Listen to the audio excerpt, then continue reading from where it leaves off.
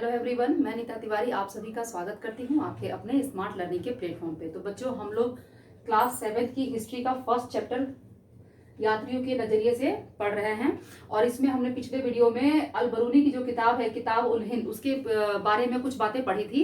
अब हम उसको ही आगे लेके चलते हैं। उसमें देखते हैं कि और उस किताब में अल बरूनी ने क्या क्या वर्णन किया है। ठीक है, तो चलिए देखते हैं। तो आप सब जानते ही हैं कि किताब उल हिंद, ठीक है ना, किताब का नाम क्या है?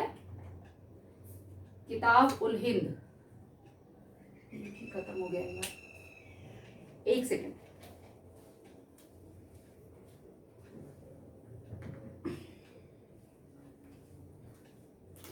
हाँ, तो देखिए अल बरूनी की किताब का नाम क्या है? किताब उल हिंद। ठीक है, इसमें देखिए कि अल बरूनी जो था वो भारतीय समाज को समझने के लिए उसने वेद, पुराण, भगवत गीता, पतंजलि की कृतियां तथा मनुस्मृति, इन सभी का उसने सहारा लिया। इन्हीं सभी चीजों पर वो निर्भर रहा। ठीक है, भारतीय समाज को समझने के लिए अल बरूनी जो था वो वेद, पुराण, भगवत गीता, पतंजलि की जो कृतियां हैं, मनुस्मृति, इन्हीं सब चीजों पर वो निर्भर रहा। ठीक है, चलिए आगे देखते हैं।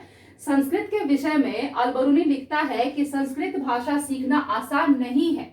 ठीक है, संस्कृत अल बरूनी ने सीखी थी, लेकिन उसने वर्णन किया है कि संस्कृत भाषा सीखना आसान नहीं है। ठीक है, इससे आप समझ सकते हैं कि संस्कृत भाषा सीखने में अल बरूनी को कितनी कठिनाई हुई होगी, है ना। चलिए, अल बरूनी द्वारा जाति व्यवस्था का भी विवरण दिया गया है। ठीक है, उसके अनुसार भारत में 4 सामाजिक वर्ग थे। ठीक है, इसको ध्यान दीजिएगा, जो सीटेट वाले हैं वो बिल्कुल बहुत ही केयरफुली से सुनिएगा कि अल बरूनी के द्वारा जाति व्यवस्था का विवरण दिया गया है और उसके अनुसार भारत में 4 सामाजिक वर्ग थे। आइए अब देखते हैं कौन कौन से। ठीक है, इसमें है आपका घुड़सवार और शासक वर्ग। पहला है घुड़सवार और शासक वर्ग। ठीक है, दूसरा है भिक्षु, पुरोहित तथा चिकित्सक। तीसरा है खगोल शास्त्री तथा अन्य वैज्ञानिक। और चौथा वर्ग कौन सा आता है? कृषक और शिल्पकार का। ठीक है, तो अल बरूनी के द्वारा जो भारतीय समाज था वो 4 वर्गों में विभाजित था, जिसमें कि जो पहला वर्ग है वो है घुड़सवार और शासक वर्ग। ठीक है ना, और दूसरा वर्ग जो है वो भिक्षुक, पुरोहित और जो चिकित्सक थे उनका वर्ग था। ठीक है, और जो तीसरा वर्ग था वो खगोल शास्त्री और जो अन्य वैज्ञानिक थे उनका वर्ग था। और जो चौथा वर्ग था वो किसका था?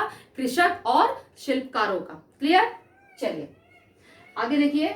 जाति व्यवस्था के संदर्भ में ब्राह्मणवादी व्यवस्था को मानने के बावजूद अल बरूनी ने अपवित्रता की मान्यता को स्वीकार नहीं किया है। ठीक है, उसके अनुसार जाति व्यवस्था में निहित अपवित्रता की धारणा प्रकृति के नियमों के विरुद्ध है। ठीक है, उसने यह भी लिखा है कि हर वह वस्तु जो अपवित्र हो जाती है अपनी पवित्रता की मूल स्थिति को पुनः प्राप्त करने का प्रयास करती है और वह सफल भी होती है। ठीक है, देखिए क्या क्या लिखा है उसने किताब में। और नेक्स्ट है देखिए कि अल बरूनी लिखता है कि वैश्य और शूद्र वर्ण के बीच अधिक अंतर नहीं है। ठीक है, जो वैश्य और शूद्र है इन दोनों के बीच में अधिक अंतर नहीं है। दोनों एक साथ एक ही शहर में और गांव में रहते हैं। ठीक है, जाति व्यवस्था के बारे में अल बरूनी का विवरण संस्कृत ग्रंथों से पूरी तरह प्रभावित है। ठीक है, तो इससे आपको पता चलता है कि इसको लिखने के लिए पूरी तरीके से अल बरूनी जो था वो संस्कृत ग्रंथों पर ही निर्भर था। ठीक है ना, तो पूरे समाज का, भारतीय समाज का पूरा विवरण लिखने के लिए उसने जितने भी हमारे जो संस्कृत में जो लिखे हुए जो ग्रंथ थे उसको उसने पढ़ा, समझा और उसके बाद उसने उसको लिखना शुरू किया। और आपको जैसा कि मैं पहले बता चुकी थी कि अल बरूनी जो था जब भी कुछ लिखता था तो पहले प्रश्न लिखता था, उसके बाद उसको विवरण करता था और फिर क्या करता था? तुलना करता था, है ना, अन्य देशों से, और जहां का वो था वहां से, है ना, वो उसकी तुलना भी किया करता था। ठीक है, तो ये जो है अल बरूनी की किताब उल हिंद में लिखी हुई जो उसकी बातें हैं उसके बारे में ये हमने यहाँ पर पढ़ लिया। ठीक है, तो बस आज के लिए इतना ही है। आगे हम लोग इब्न बतूता के बारे में पढ़ेंगे। ठीक है, तो चलिए अब हम नेक्स्ट वीडियो मिलेंगे। अब आप लोग मेरा वीडियो देखिए। वीडियो देखने के बाद आपको पसंद आ जाए तो वीडियो को लाइक कर दीजिए, मेरे चैनल को अगर अभी तक आपने सब्सक्राइब नहीं किया है तो प्लीज मेरे चैनल को सब्सक्राइब कर लीजिए।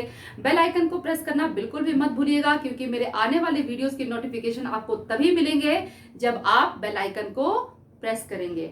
और आप लोग मुझे कमेंट करके जरूर बताइए कि आपको मेरा वीडियो कैसा लगता है। ठीक है, तो चलिए अब हम नेक्स्ट वीडियो मिलेंगे, तब तक आप लोग खुश रहिए, मुस्कुराते रहिए। Bye bye.